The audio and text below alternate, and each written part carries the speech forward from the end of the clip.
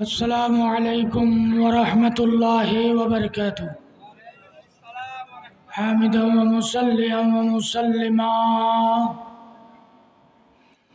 أما بعد، فأعوذ بالله من الشيطان الرجيم ببركة بسم الله الرحمن الرحيم.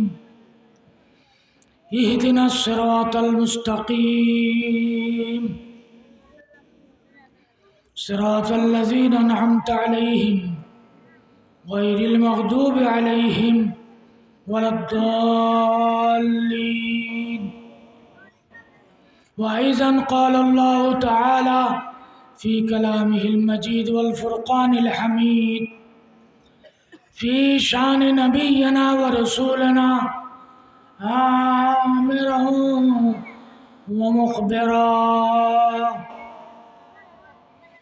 إن الله وملائكته يصلون على النبي يا أيها الذين آمنوا صلوا عليه وسلموا تسليما.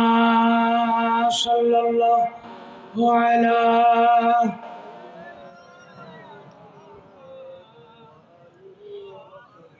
صلاة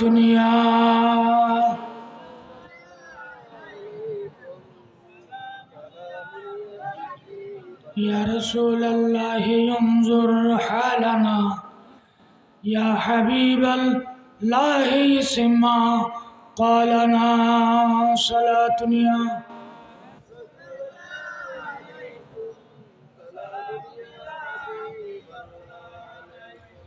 মরহুম মনিরুজ্জামান সওদাগর সাহেবের পরিবারবর্গের ব্যবস্থাপনায় আয়োজিত আজকের আজিমুশান পবিত্র ঈদ মিলাদুন্নবী সাল্লাল্লাহু আলাইহি ওয়াসাল্লাম উপলক্ষে আজিমুশান নূরানী রূহানী মাহফিলের সম্মানিত আমন্ত্রিত হযরত উলামায়ে কেরাম, উপস্থিত সামিঈন, পর্দানশীন মা বোনেরা, আসসালামু আলাইকুম ওয়া রাহমাতুল্লাহি ওয়া বারাকাতুহু।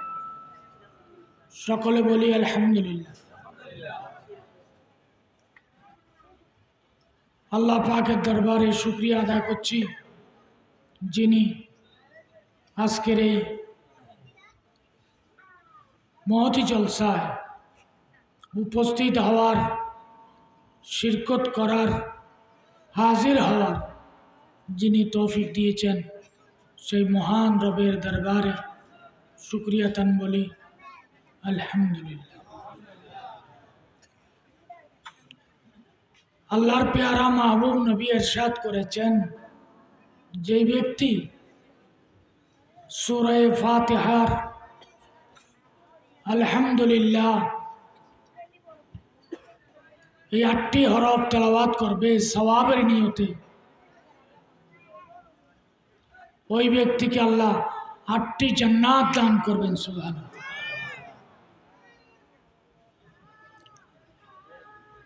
কুরআনুল কারীমের মূল সূরা ফাতিহাকে বলা হয় কোরআনের মা। বলুন উম্মুল কোরআন। সবাই বলি উম্মুল কোরআন। উম্মুন মানে মা। তাহলে সূরা ফাতিহা যদি কোরআনের মা হয়, তাহলে কোরআন সূরা ফাতিহার কি সন্তান? অথচ কোরআনকে মখলুক বলা যাবে না, কোরআনকে সৃষ্টি বলা যাবে না। কোরআন মখলুকও নয়, খালেকও নয়, সৃষ্টিও নয়, স্রষ্টাও নয়। বলে তাইলে কোরআনটা কি? বলে স্রষ্টার কালাম, কালামুল্লাহ। তাহলে এখানে উম্মুল কোরআন মানে মা, মানে কি মূল, মা মানে কি আমার নবীকে নবিউল উম্মি, নবিউল উম্মি। উম্মি মানে মূর্খ নয়, যিনি কোনো মখলুকের কাছে পড়েন না। কথাটা কি বুঝাইতে পারছি? উম্মি নবী মানে যিনি কোনো মখলুক থেকে শিক্ষা গ্রহণ করেন। তো তিনি কেমন নবী? রসুল আকরাম সাল্লাল্লাহু আলাইহি ওয়াসাল্লাম ইরশাদ করেন, আল্লামানি রাব্বি। নবী বলছেন, আমার রব আমাকে শিক্ষা দিয়েছেন। পৃথিবীর কোনো মখলুক, কোনো নবী, কোনো আল্লাহর বান্দা এই কথা বলতে পারবে না আল্লাহ আমাকে শিখাইছেন। শুধু আমার নবী। তো আল্লাহ যাকে শিখায় তিনি কি মূর্খ হতে পারে? যেই মৌলবী বলে নবী পড়তে জানেন না, সে কেমন উম্মত? যেই নবী কারো কাছে পড়েন নাই। এবার আমার নবী বলেন, বলুন বুইস্তু। কি আপনাদের কি কষ্ট হচ্ছে? জীবনে মাদ্রাসায় পড়তে পারেন নাই, কিন্তু আজকে এই মাহফিলে একটা হাদিস পড়লেন, একটা কোরআন পড়লেন, আপনার আমলনামায়, আমাদের আমলনামায় লেখা হবে মরহুম মনিরুজ্জামান সওদাগরের বাড়িতে ওনার ছেলেরা আওলাদরা একটা তফসিরের কোরআনের মিলাদ মাহফিলের আয়োজন করেছে। ওই মাহফিলে আমরা কোরআন পড়েছি, হাদিস পড়েছি, তেলাওয়াত করেছি। আমলনামায় লেখা হবে কিনা?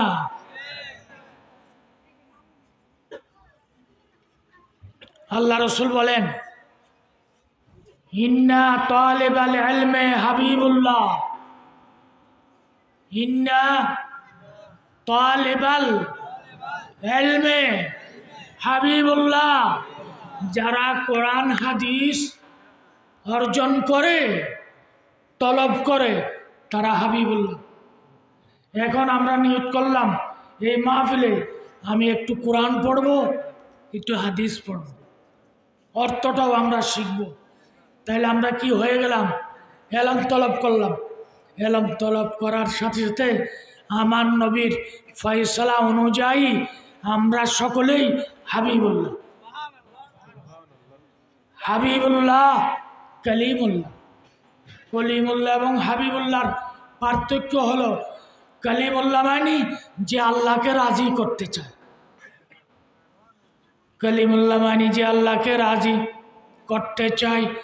হাবিবুল্লাহ মানে তিনি যাকে রাজি করেন। খুদ লা ইলাহা ইল্লাল্লাহ। আমার নবী কবর মর্যাদা দিয়েছেন। এলম তলব করলে তারাও কি হাবিবুল্লাহ? বলেন না সুবহানাল্লাহ। আমার নবী বলছেন, বুইস্তু মুআল্লিমান। আমি নবীর শুভাগমন হয়েছে শিক্ষক হিসেবে, ছাত্র নয়। কি? তো শিক্ষক কোনোদিন মূর্খ হতে পারে? আল্লাহ হেফাজত করুন। মোহতরম হাজরিন, আমি আপনাদের সামনে সূরা ফাতিহা থেকে একটি আয়াত কারিমা তেলাওয়াত করেছি, ইহদিনাস সিরাতাল মুস্তাকিম। ইহদিনাস সিরাতাল মুস্তাকিম জানে না এমন কোনো বান্দা নাই, যেহেতু সূরা ফাতিহা সবাই জানে।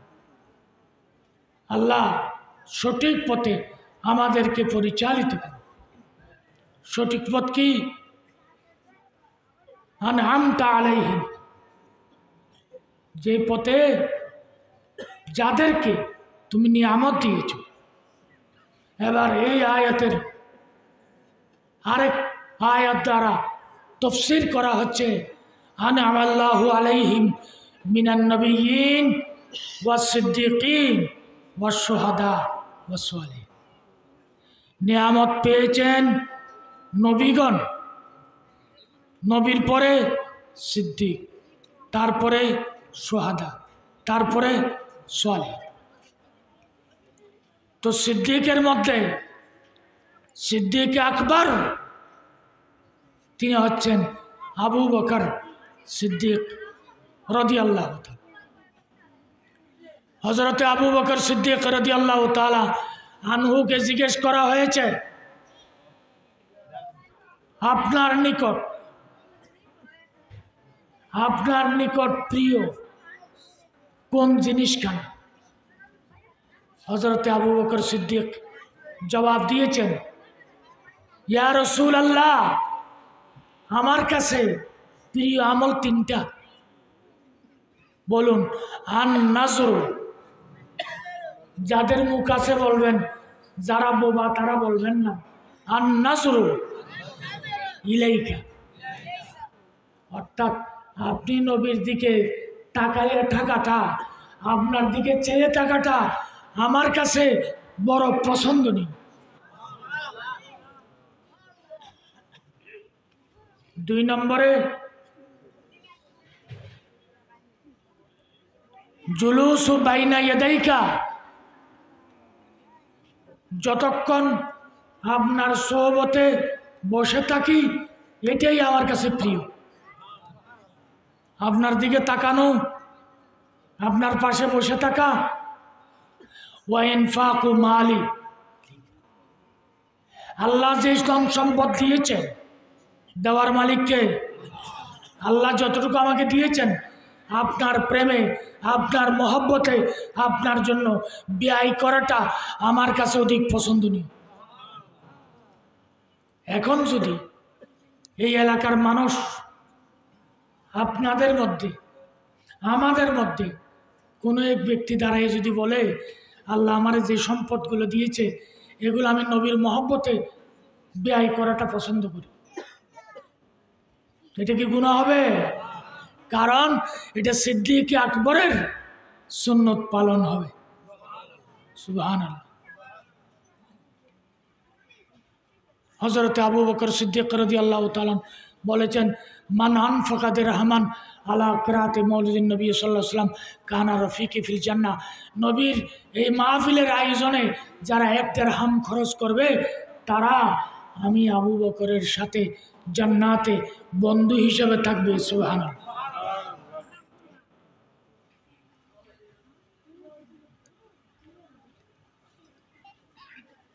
হযরত আনাস রাদিয়াল্লাহু তাআলা আনহু থেকে বর্ণিত হাদিস মরফু। হাদিস মরফু মানে এটা নস্সে কতঈ, কোরআন মানা যেরকম ফরজ, হাদিসে মরফু মানাও ফরজ। এই কথাটা বলে আমি শেষ করছি। বলুন, ক্বালা রাসূলুল্লাহ সাল্লাল্লাহু আলাইহি ওয়াসাল্লামা ইন্নাল্লাহা ইফতারাজা আলাইকুম হুব্বা আবি বকরিন ওয়া উমারা ওয়া উসমান ওয়া আলিয়িন কামা ইফতারাজা আলাইকুমুস সালাত ওয়াজ যাকাত ওয়াস সাওম ওয়াল হজ ফামান আনকারা ফাদলাহুম লা তুকবাল মিনহুস সালাত ওয়াজ যাকাত ওয়াস সাওম ওয়াল হজ। আল্লাহ রসুল এরশাদ করছেন, নামাজ, রোজা, হজ, যাকাত যেরকম তোমাদের উপর ফরজ, আমি নবীর 4 খলিফাকে মহব্বত করা ফরজ।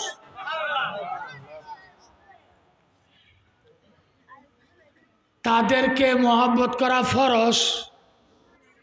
যদি কেহ ফামান আনকারা, আনকারা ইউনকিরু ইনকার, যদি কেউ স্বীকার করে নামাজ পড়ুক, রোজা, হজ, যাকাত কিছুই লা তুকবাল, কবুল করা হবে না। সে যেই হোক, 4 খলিফার শানকে অমান্য করলে তার নামাজ, রোজা কবুল। আচ্ছা, নামাজরত অবস্থায়, নামাজে দাঁড়ানো অবস্থায় সজদা চোখের দৃষ্টি কোথায় থাকে? সজদার জায়গায়। যখন রুকু করে তখন চোখের দৃষ্টিতে কোথায়? দুই পায়ের।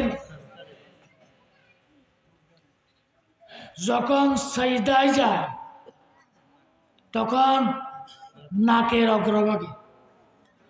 ডাইনে বামে পিছনে তাকাইলে নামাজ হবে। হযরতে আবু বকর সিদ্দিক রাদিয়াল্লাহু তাআলা নামাজ পড়াচ্ছেন। নবীজি অসুস্থতা হালতে তিনি নামাজ পড়াচ্ছেন। নামাজরত অবস্থায় চোখের দৃষ্টি কোথায়? আল্লাহ রসুল হুজুরা শরীফ থেকে বের হয়েছে, তাহলে ওনার নজর কোথায়? রসুল বের হয়েছেন হুজরায়ে পাক থেকে। রসুল বাহির হওয়ার সাথে সাথে সিদ্দিক আকবর ইমামের স্থান থেকে পিছনের দিকে চলে আসলেন। সুবহানাল্লাহ। পৃথিবীর জমিনে কোনো ব্যক্তি নামাজরত অবস্থায় নামাজের স্থান ত্যাগ করলে, পায়ের বৃদ্ধ আঙ্গুল নাড়লে সরাইলে নামাজ থাকে? নামাজ থাকে? আল্লাহ রসুল এসে সিদ্দিক আকবরের পিঠ মুবারকে হাত দিয়ে বললেন, নামাজ পড়াও, নামাজ পড়াও। তাহলে উনি যে শুনলেন নামাজ ভাঙছে, তাহলে ওনার নজর তো সজদায় থাকার কথা। উনি কিভাবে দেখলেন? দেখার কারণেই তো পিছনে আসছেন। সারা পৃথিবীর মুসলমান এই কথা জানে। মানে বোঝা যায় আমার নবীকে তাজিম করার নামেই হচ্ছে ইবাদত। কিয়ামত কোন দিন হবে? সূর্য ডুবার পর উঠবে। কিয়ামত যেদিন হবে সূর্য ডুবার সাথে সাথে কি আবার কি? সূর্য ডুবার পরে কিয়ামত যেদিন হবে সূর্য আবার কি উঠে যাবে, রিটার্ন আসবে। হযরত মাওলা আলী রাদিয়াল্লাহু তাআলা যেদিন আসরের নামাজ নবীর খেদমতে ছিলেন, সূর্য ডুবে গেছে, এদিকে নামাজের মহব্বত, এদিকে রসুলের খেদমত, চোখের পানি পড়েছে। দয়াল নবী জিজ্ঞেস করলেন, তুমি নামাজের জন্য? আল্লাহ রসুল ইশারা করেছেন, সূর্য আবার পুনরায় উঠছে। সুবহানাল্লাহ। সূর্য পুনরায় উঠলে তো কিয়ামতের আলামত। এটা কিসের? বলে এটা মাওলা আলীর মোহাব্বত, রসুলের তাজিমের নিদর্শন। সুবহানাল্লাহ। আমি এই কথাটাই আপনাদের খেদমতে পেশ করতে চেয়েছি। নামাজরত অবস্থায় নবী ডাকলে, ইয়া আইয়ুহাল্লাযীনা আমানু ইসতাজিবু লিল্লাহি ওয়া লির-রাসূলি ইযা দাআকুম। রসুল ডাকলে নামাজ ছেড়ে নবীর খেদমতে গিয়ে নবীর হুকুম পালন করে বাকি নামাজ পড়ল, সেই নবীর খেদমতটাও নামাজের অন্তর্ভুক্ত। নামাজের মধ্যে আমি সালাম দিলাম, আপনি সালাম দিলেন, আমি যদি উত্তর দিই নামাজ হবে? তো আমরা যে নামাজে বসে আত্তাহিয়ার পরে নবীকে যে আমরা সালাম দিই, বর্তমান ইউটিউবের মোল্লারা দুই পাতা পড়ে নাই, বলে যে নবীকে সালাম দিলে দাঁড়াইয়া যায়, নবীকে সালাম দিলে দাঁড়াইয়া যায়, আল্লাহরা দাঁড়াইয়া সালাম দেয় না। আরে বেকুব, সালাম তো বন্দার জন্য, স্রষ্টার জন্য নয়। সালাম মানিকে রহমত। তো আল্লাহরা কি কেউ রহমত দেওয়ার আছে? প্রথম সালাম তো আদম আমার নবীকে দিছে। বলে যে আল্লাহকে সালাম দে না কেন, খালি নবীরই দে। দেখেন আমরা নামাজ পড়তে যাই না, এখানে মসজিদ আছে না, দরজায় কি লেখা? আল্লাহুম্মা আফতাহ আলী। এটা আসেনি? আপনারা পড়েননি? আমরা আরেকটা পড়ি, আসসালাতু ওয়াসসালামু আলাইকা ইয়া সাইয়্যিদি ইয়া রাসূলুল্লাহ আল্লাহুম্মা আফতাহ আলী আবওয়াবা রাহমাতিকা। আমরা নবীকে আগে সালাম দিই। মসজিদে ঢুকার সময় আপনারা কি বসে বসে ঢুকেন না দাঁড়াইয়া ঢুকেন? বসে বসে কে ঢুকেন? একটু হাত উঠান। না সবাই দাঁড়াইয়া? দাঁড়াইয়া না বসে? দাঁড়াইয়া।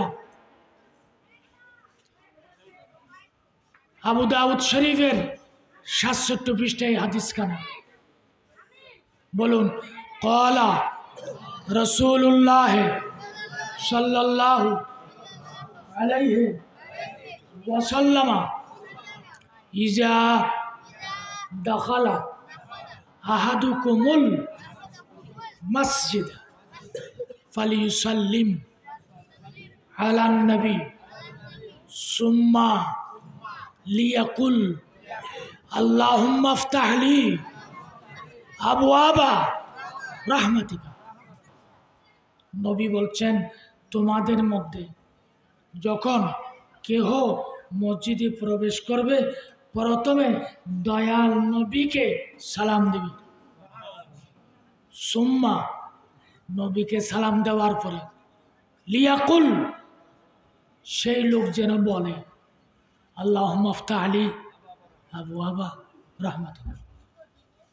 তাইলে মসজিদে ঢুকতে যদি নবীকে সালাম দিতে হয়, তাহলে সালাম দেওয়া বেদাত কোত্থেকে হলো? আল্লাহর পেয়ারা মাহবুব নবী রহমতুল্লিল আলমিন, নবী সিদ্দিক, শুহাদা, সালেহীন, খুলাফায়ে রাশিদিন, তাদের তরিকা মেনে চলার আল্লাহ পাক তৌফিক দান করুক, আমিন। আল্লাহ পাক আজকের এই মাহফিলকে কবুল করুক, আমিন। আমরা পরম্পরা যেই আকিদা নিয়ে আমরা ছিলাম আছি, আল্লাহ সেই আকিদা নিয়ে থাকার তৌফিক দান করুক, আমিন। সাহাবা একরামের শানে বেয়াদবি করা যাবে না। আওলাদে রসুল আহলে বাইতের শানে বেয়াদবি করা যাবে না। আল্লাহ রসুল বলছেন, মান আহাব্বানি, যারা আমি নবীকে মহব্বত করে, মান আহাব্বানি ওয়াহিব্বা হাজাইন, আমার দুই নাতিকে হাসান হুসাইন রাদিয়াল্লাহু তাআলা আনহুমাকে যাতে মহব্বত করে। তাইলে আমি যদি ইমাম হুসাইনকে মহব্বত করি, ইমাম হাসানকে মহব্বত না করি, হবে না। দুইজনকেও মহব্বত করতে হবে। আল্লাহ পাক রব্বুল আলামিন মুহাক্কিক, যারা দ্বীন ইসলামের দায়ী, যারা নবীর শান মান বয়ান করে, নবীর শানে যারা বেয়াদবি করে, ওই ধরনের বেয়াদবদের আলোচনা শোনা থেকে আল্লাহ আমাদেরকে হেফাজত করুক। বর্তমানে নবীর শানে যেগুলো বলছে, নবী মাটি, নবী নূর, নবীর মুখে গন্ধ, এই ধরনের কথা যারা বলে, সাহাবা একরামের জীবনে এই ধরনের কোনো কথা, খাজা গরিব নওয়াজ, শাহজালাল বাবা, এরা নবীর শান যে যত বয়ান করে, আল্লাহ তাকে ঊর্ধ্বগমন করে। কারণ ওয়ালিল্লাহিল ইজ্জাতু ওয়ালি রাসূলিহি ওয়ালিল মুমিনিন, ইজ্জত আল্লাহর জন্য, ইজ্জত রসুলের জন্য, ইজ্জত ইমানদারের জন্য। ওমাই ইউআযযিম শাআইরিল্লাহ, আল্লাহর ওলিরা, মকবুল বান্দারা যেখানে কদম রেখেছেন সেটাও আল্লাহর নিদর্শন। ইন্নাস সাফা ওয়াল মারওয়াতা মিন শাআইরিল্লাহ, বিবি হাজরা সাফা মারওয়া দৌড়ছেন, এটাও আল্লাহর নিদর্শন হয়ে গেছে। সুতরাং আল্লাহ ওয়ালাদের পথে মতে আল্লাহ আমাদেরকে চলার তৌফিক দান করুক। আমরা যারা আজকে এখানে উপস্থিত হয়েছি, হযরত সিদ্দিক আকবর রাদিয়াল্লাহু তাআলা আনহু তথা খুলাফায়ে রাশিদিন আহলে বাইতের পাক পঞ্জতনের উসিলায় আল্লাহ আমাদের জীবনের গুনাহটা মাফ করুক, আমিন। আজকের এই মাহফিলকে আল্লাহ কবুল করুক, আমিন। আল্লাহ আমাদের হাজিরিকে কবুল করুন, মওতের সময় কলমা নসিব করুন, আমিন।